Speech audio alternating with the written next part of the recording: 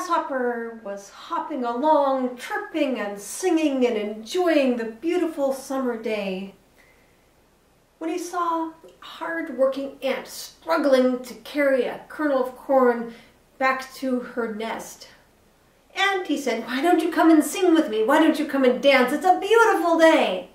"Oh no," said the ant.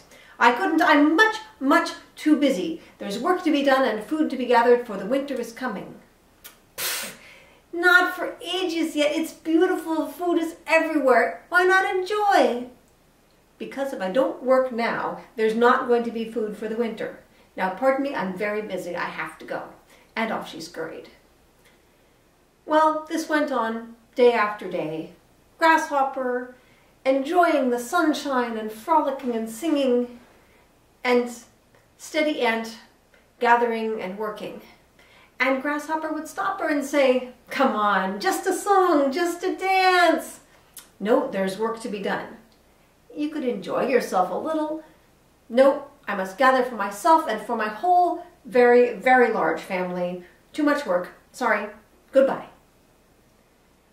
And gradually the days got brisk and then cold, and it turned out that Ant was quite right, and food became very hard to find.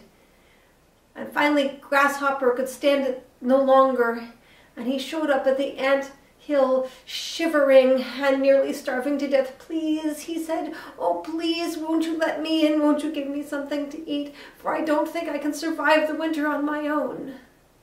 "Oh," said the ant at the front of the hill, "come on in." But just then the hard-working ant of the summer scurried up and said, "What are you doing? This grasshopper wasted the whole summer with frivolous games, chirping and hopping and singing about while we were slaving and struggling. And now you're just going to let him in to enjoy the fruits of our labor? How is that fair? How is that right?" "Well, it may not be right and it may not be fair," said the ant. "But really, do you want to be the kind of being that would let a fellow creature starve?" Well, hard-working ant didn't really want to be that sort of an animal.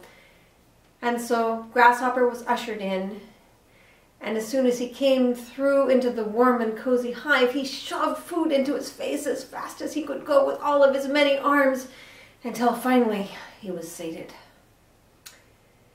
And then, with a big sigh, his legs began to move, and he began to sing a bright, cheerful tune that brought all of the colors of sunshine and flowers and trees and blossoms into that dark anthill. And the ants perked up and began to wave their antennas and began to dance. And throughout that long winter, the ants shared their food with the grasshopper, and the grasshopper shared his song with the ants. And the winter passed more quickly than anyone could have imagined.